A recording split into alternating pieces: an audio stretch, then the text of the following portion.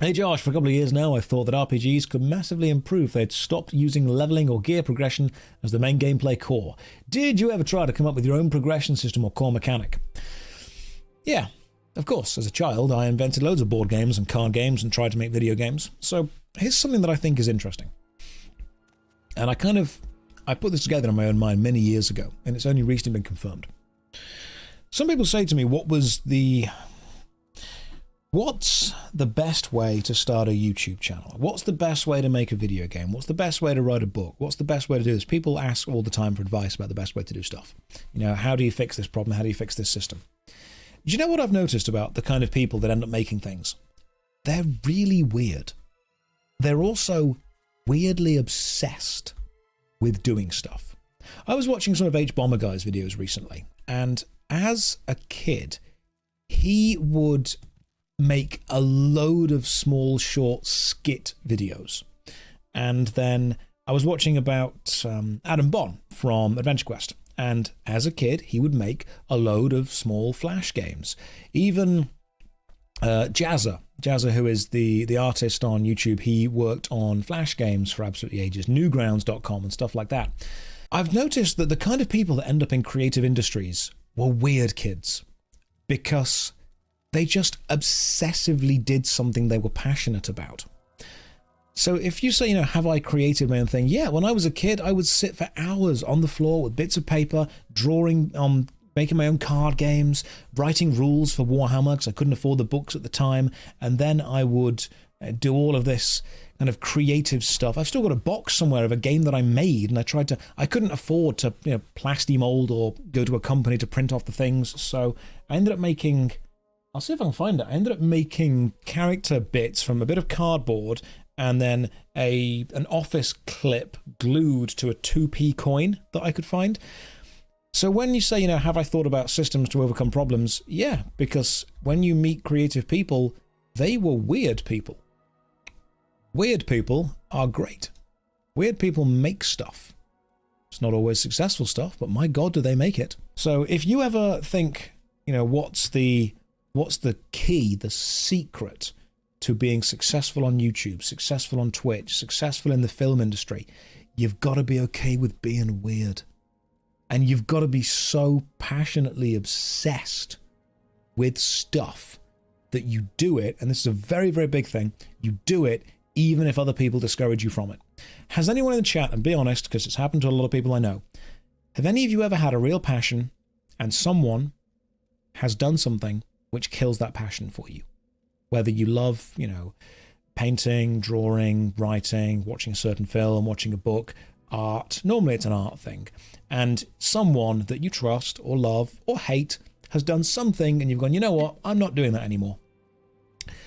One of the horrible realities is you've got to find a passion that you are so obsessed with that even if everyone was against you doing it, you'd still do it because it brings you innate interior joy. That's what it is. I still do it. I mean, let me think of some stupid stuff. Stupid stuff that I would do. Okay, so like when I was a kid in primary school and high school in England, we had these like plastic cups that you would get, really weak, flimsy plastic with a drink already in it, and then like a kind of plastic foil top, like a circle top, and you would get given a crappy little orange straw, and you would have to stab it into the top and drink the drink. Some of you will know the drink that I'm going on about. Well, there was a thing in our school, like you had to be a cool kid to do it, but instead of stabbing a straw through the top, you would turn the cup over and you would use your teeth and you would bite the bottom of it off just to make like a little hole, and then you would just stand there with it upside down and you would drink from the little hole that you'd bitten into the cup. Okay? I still do that. Like, I don't care who I'm with.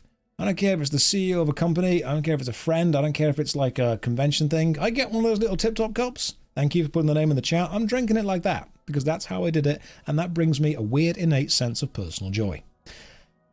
Keep doing that. If someone ever comes up to me and goes, that's stupid, stop doing that, I'm cool. That's your opinion. I respect that.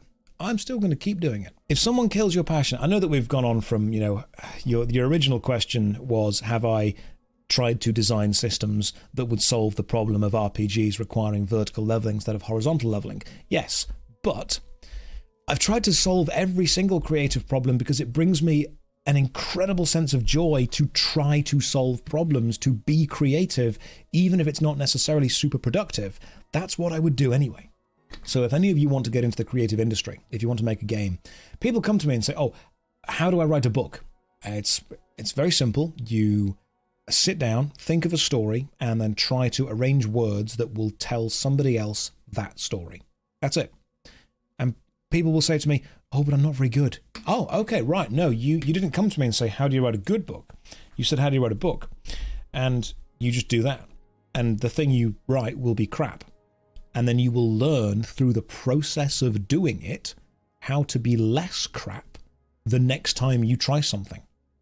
And this actually all links back to we were talking about schools earlier, how I feel that schools have very much failed a lot of the modern students. I think that the best way to learn to do something well is to try and do it badly, work out why you're doing it badly, and then stop doing that. But continue to do the thing, just don't do the bad bits. And you only learn the bad bits by doing stuff a lot. A lot of school kids that I've seen nowadays are so incredibly terrified of failing. They do not want to fail, because to them, the act of failing is itself a problem. Whereas actually, the act of failing is a point that you reach when you've attempted a process and you've discovered that the process hasn't worked, which itself is a great amount of knowledge to gain. I know hundreds of ways not to make a YouTube video. And I only know that because I've made hundreds of bad videos. And now I make somewhat okay videos. They're not great. There's problems in them still, but you're going to go through it. Failure is growing. That is true. Completely agree with that. So if you want to write a book, if you want to do anything, if you want to design a system, just give it a go. How does it work? Let's say, right, okay, you want to write a story. What about? Where are you going to go to? What's the character's name? Where are they moving from and to, that kind of stuff. Josh, I want to create content on YouTube, but I dislike my own voice. How do I get over the anxiety of it? You may dislike your own voice, but here's the great thing. You're not making videos that you would watch. You're making videos that the audience would watch, and the audience don't care about your voice. The audience literally just want to listen to you explain a good video to them. They just want to hear your jokes. They want to hear your input. They want to hear your thoughts. You aren't making a video for you. You might value the content that you've created, but ultimately you're making a video for them. It is a tool that you've got to get information to the audience. If you don't like the way that your voice sounds, you very much, unfortunately, have to just accept that that doesn't actually affect the efficiency of using the tool. The voice is just a means of communication with somebody else. As long as you can do that, it's working. I am very much of the 80-20 rule, the Pareto principle. It doesn't need to be perfect. It does need to exist. If you record something and you listen to yourself back and you think, oh my God, I hate my voice. Okay, cool. Once you've recorded 1,000 things, you won't care anymore.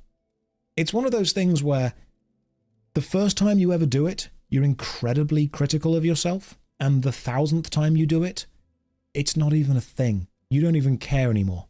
It's just, you just get over it. Perfect does not get anything done. Get something done, and then, once it's done, move on to the next thing. Take the lessons you've learned from one thing, apply it to the next. Perfect is the enemy of done. Yeah. That's what this stream is, by the way. We complain about the youth. We then talk about the state of the world in general. We play some Morrowind. Occasionally, make a dick joke.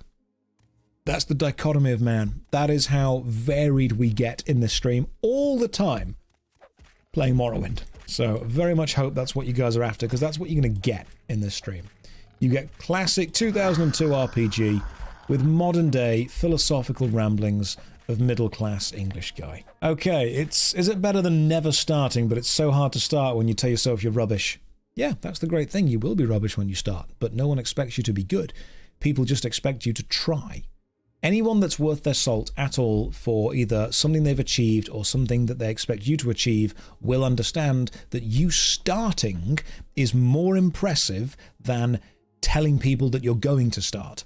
I get hundreds of messages on Twitter, Instagram, Discord, Twitch, YouTube, combined a week from people telling me they're going to start a project. I don't have time to respond to all of these. I get maybe 1 or 2 messages a week from people saying, here is something I have made.